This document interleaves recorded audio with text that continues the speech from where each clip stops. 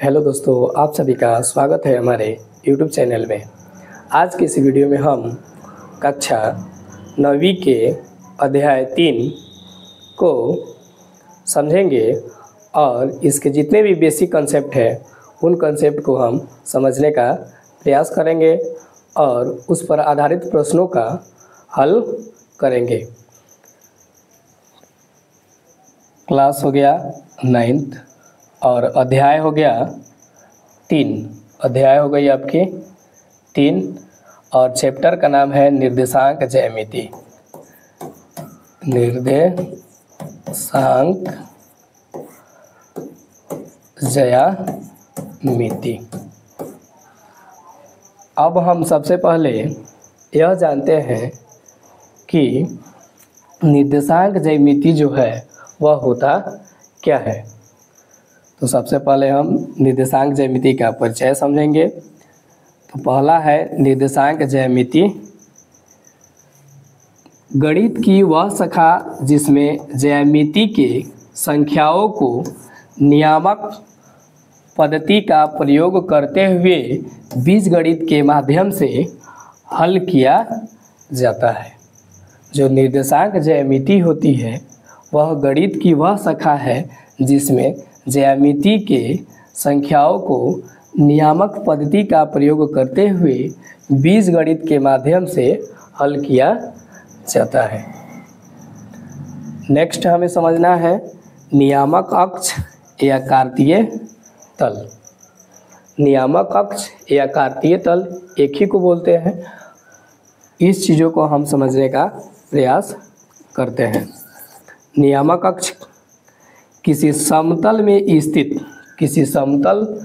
स्थित दो परस्पर लंबवत रेखाएं जिसमें से एक क्षैतिज तल के समांतर तथा दूसरी क्षैतिज तल के उदर्ग होते हैं, उसे नियामक अक्ष कहते हैं।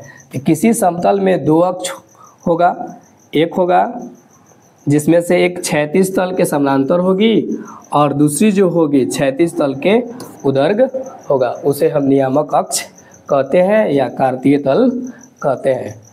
हम फिगर में ध्यान देंगे।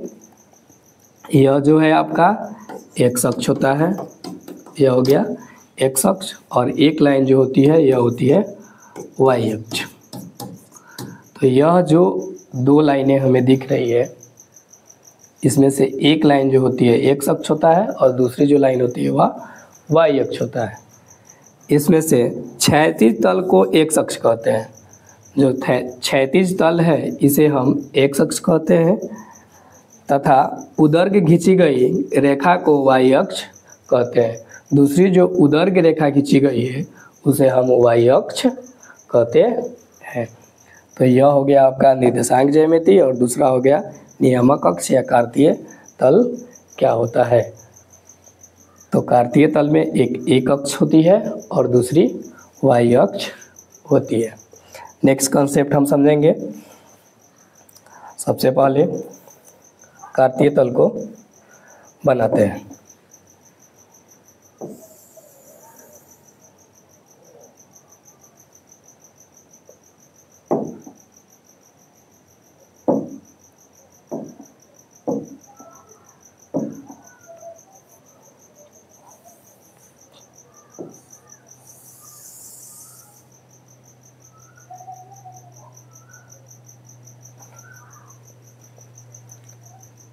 यह हो गया आपका एक्स अक्ष, इसे एक्स अक्ष कहते हैं, और यह जो है वाई अक्ष हो गया। इधर एक्स होता है और इस साइड जब आइएगा तो इसे एक्स डैश कहते हैं। ऊपर जो होता है वाई होता है और नीचे जो होता है वाई डैश होती है। सबसे पहले अब हम समझेंगे, यह हो गया एक्स अक्ष और यह हो गया वाई अक्ष। तो एक्स अक्ष और वाई अक्ष के प्रतिच्छेदन बिंदु को मूल बिंदु कहते हैं। यह हो गया एक्स अक्ष और यह हो गया वाई अक्ष। तो एक्स अक्ष और वाई अक्ष के जो प्रतिच्छेदन बिंदु है इसे हम मूल बिंदु कहते हैं।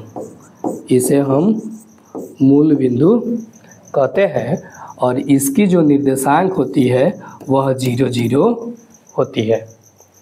एक्स अक्ष और वाई अक्ष के प्रतिच्छेदन बिंदु को मूल बिंदु कहते हैं और इसकी निर्देशांक 0 0 होती है। पहला हो गया। दूसरी, एक्स अक्ष और वाई अक्ष के कटान से बने चारों तल को चतुर्थांश कहते हैं। जो चार तलें हमें दिखाई दे रही है, 1 2 3 और 4, तो एक्स अक्ष और वाई अक्ष के कटान से बने चारों तलों को चतुर्थांश कहते हैं। तो यह हो जाएगा आपका फर्स्ट चतुर्थांश, प्रथम चतुर्थांश।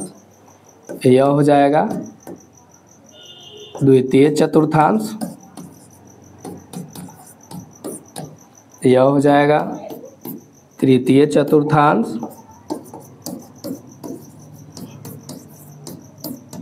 और यह हो जाएगा चतुर्थ चतुर्थांश।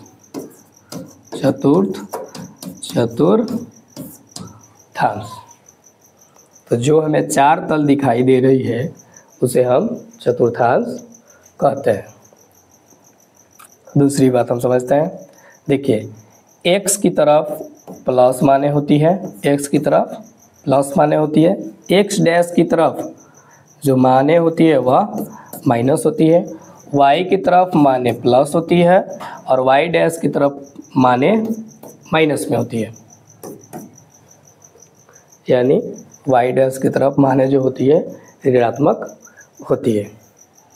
अब ध्यान देते हैं, हम जो है सबसे पहले x का मान लिखते हैं। किसी भी चतुर्थांश में सबसे पहले x का मान लिखा जाता है या x के मान को दर्शाया जाता है। तो पहले चतुर्थांश में x का मान देखेंगे तो कितना होगा, प्लस x का मान कितनी हुई, प्लस, और y का मान कितनी हुई, x के मान भी प्लस हुई और y का मान भी प्लस हुआ। यानी प्रथम चतुर्थांश में जो माने होती है वह प्लस प्लस होती है। प्रथम चतुर्थांश में जो दो बिंदुएं होगी वह बिंदुएं प्लस और प्लस होगी। दूसरे चतुर्थांश में देखते हैं। तो दूसरे चतुर्थांश में सबसे पहले हमें x का मान लिखना है।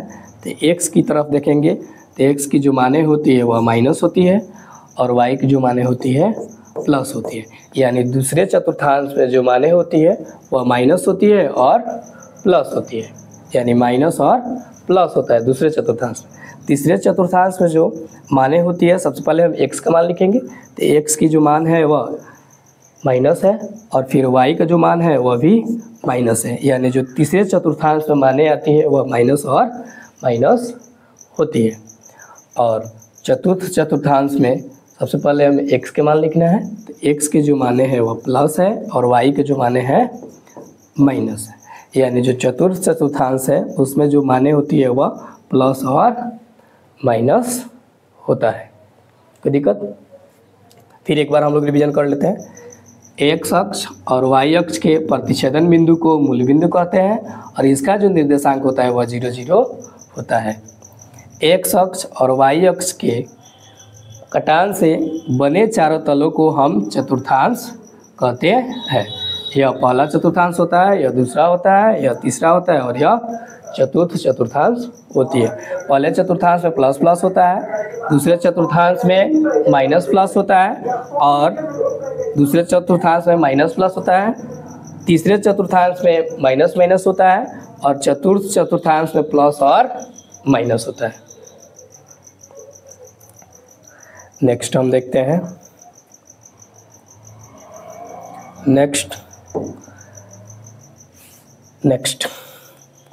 नेक्स्ट जो है हम कुछ महत्वपूर्ण बातों को समझने का प्रयास करेंगे। अभी हमने जाना यह एक्स अक्ष होता है और यह वाई अक्ष होती है। यह जो है एक्स अक्ष होती है, यह जो होती है वाई अक्ष होती है। इस साइड जितने भी माने होती है सब माने प्लस होता है। इस साइड जितने भी माने होती है सब क्या होता है, प्लस की तरह होता है। इस साइड जितनी भी माने होती है सब माने जो होती है माइनस होती है। ऊपर की तरफ जितनी भी माने होती है सब माने प्लस होती है और नीचे की तरफ जितनी भी माने होती है सब माने माइनस होती है। हमने जाना कि इसे प्रथम चतुर्थांश कहते हैं, इसे द्वितीय चतुर्थांश कहते हैं, इसे जो है तृतीय चतुर्थांश कहते हैं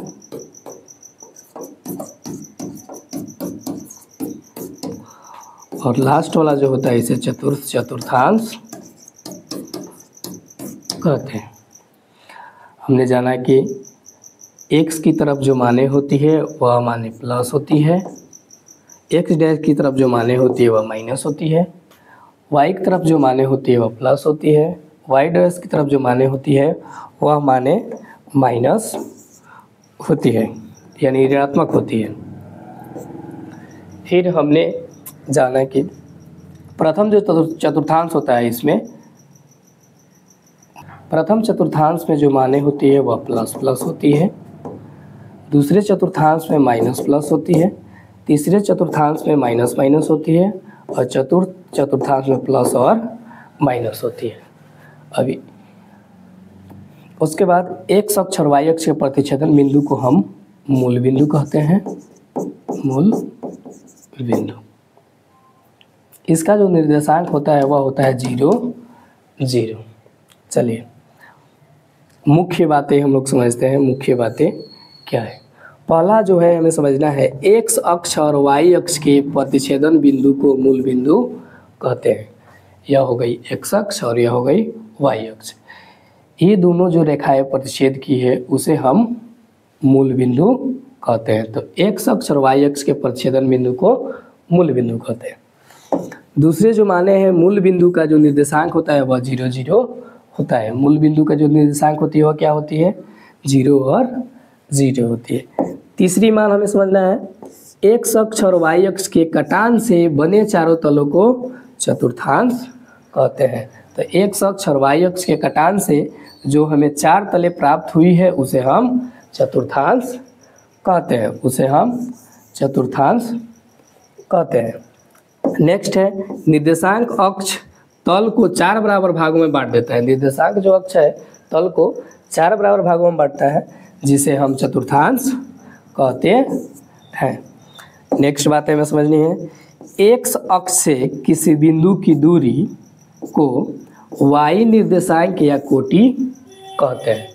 x अक्ष से किसी भी बिंदु की दूरी जो है उसे हम y निर्देशांक या कोटि कहते हैं। तो 1 नंबर का प्रश्न आपसे पूछता है कि x अक्ष से किसी बिंदु की दूरी कहलाती है। आपसे जो प्रश्न पूछेगा वह सवाल पूछेगा कि x अक्ष से किसी बिंदु की दूरी कहलाती है। तो x अक्ष से जो है किसी बिंदु की दूरी या तो y निर्देशांक कहलाएगी या तो कोटि कहलाएगी। इसका आंसर क्या हो जाएगा y निर्देशांक या कोटि कहलाती है। नेक्स्ट देखते हैं। नेक्स्ट जो है y अक्ष से किसी बिंदु की दूरी, y अक्ष से किसी बिंदु की दूरी x निर्देशांक या भुज कहते हैं। अब सवाल क्या पूछेगा, सवाल पूछेगा आपका कि y अक्ष से किसी बिंदु की दूरी कहलाती है। तो जब y अक्ष से पूछेगा तो आंसर हो जाएगा x निर्देशांक या भुज। नेक्स्ट समझते हैं। नेक्स्ट जो है x अक्ष का निर्देशांक, x अक्ष का निर्देशांक जो यह x अक्ष हमें दिखाई दे रही है इसकी निर्देशांक जो होती है x और 0 होती है। नेक्स्ट है y अक्ष का निर्देशांक, जो यह हमें y अक्ष दिखाई दे रहा है तो y अक्ष का जो निर्देशांक होता है वह होता है 0 और y अक्ष का जो निर्देशांक होता है वह होता है 0 और y। इन सभी बातों को आप क्या कर लीजिए अच्छे से नोट कर लीजिए और इसे याद कर लीजिए। नेक्स्ट कॉन्सेप्ट की ओर हम बढ़ते हैं।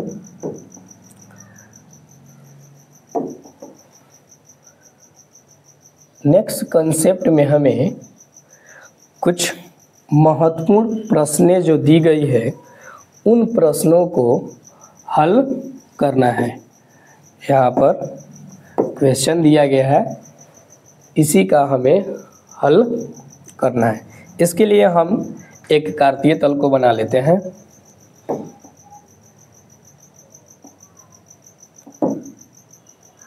एक कार्तीय तल को बना लेते हैं। शेप ले लिया जाए।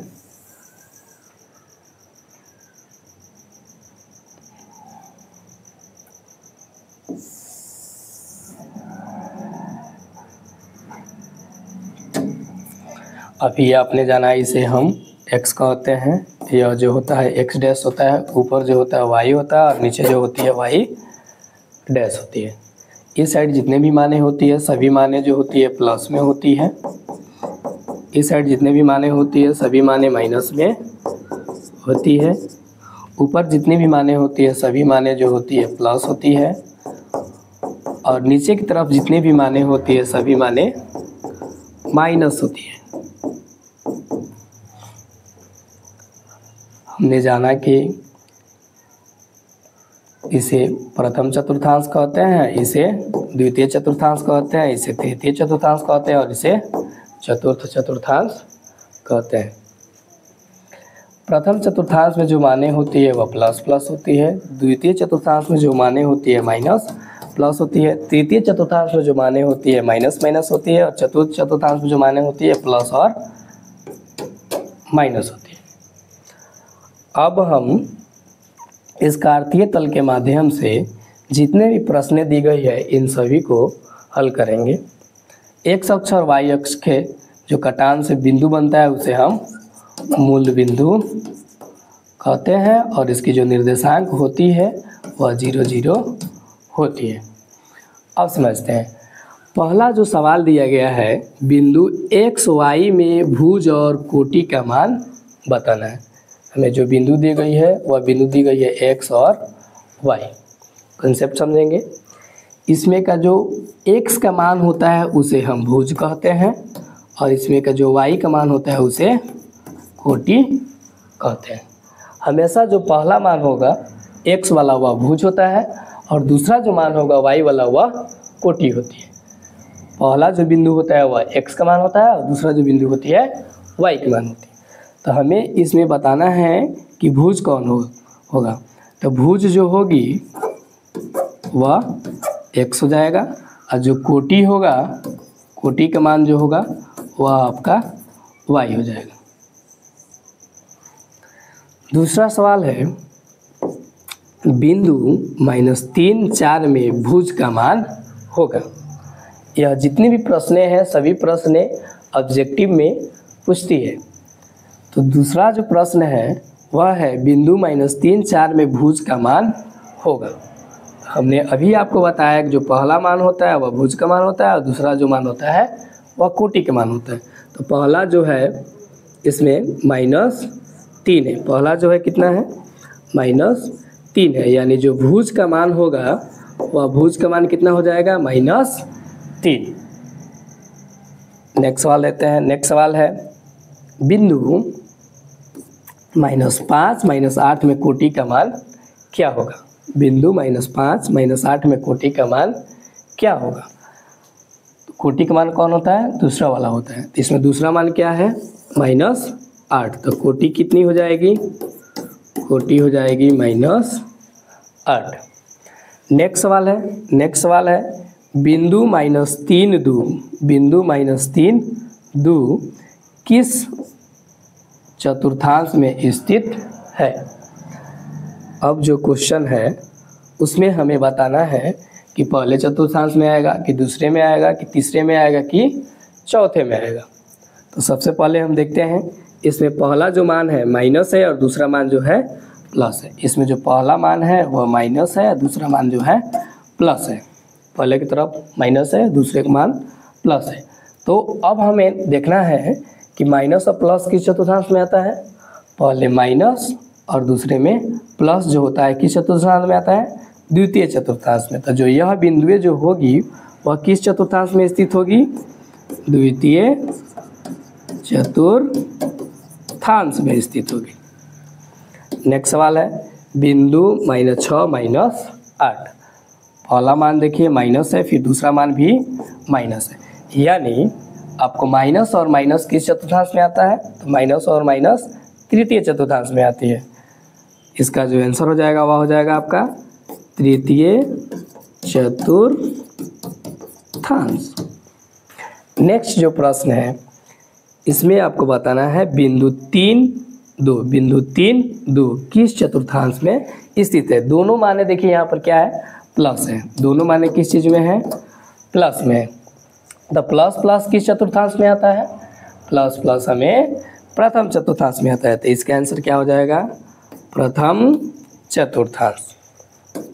नेक्स्ट देखते हैं, नेक्स्ट है बिंदु 8 -5। बिंदु 8 -5 किस चतुर्थांश में स्थित है, बिंदु 8 -5।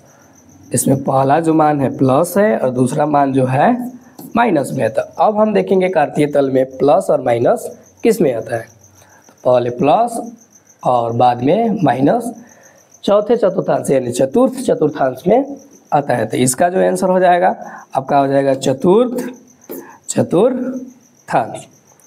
नेक्स्ट सवाल देखते हैं। नेक्स्ट सवाल है यदि बिंदु 4 -3, यदि बिंदु 4 -3 में x बराबर 4 हो, x बराबर क्या है, 4 है, ध्यान देंगे।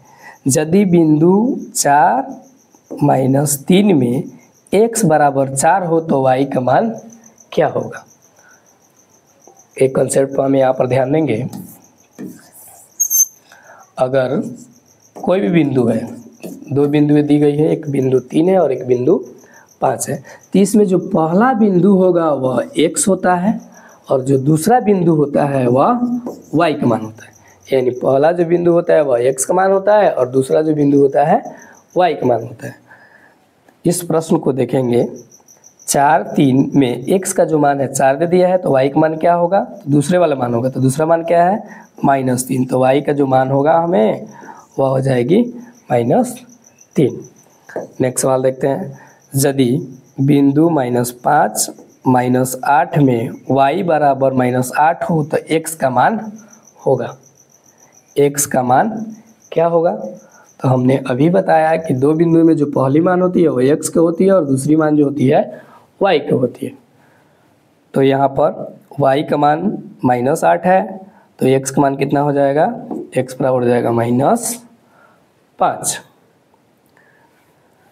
तो जितनी भी यह सवालें हैं वह हमेशा जो है परीक्षा में आती रहती है, इसलिए आप इसे अच्छे से नोट कर लीजिए और याद कर लिए। सबसे पहले जो है यह जो हम कार्तीय तल बनाए हैं यह सबसे महत्वपूर्ण होता है। कार्तीय तल में आपको आना चाहिए कि पहला चतुर्थांश में क्या होता है, दूसरे चतुर्थांश में क्या होता है, तीसरे में क्या होता है और चतुर्थ में क्या होता है।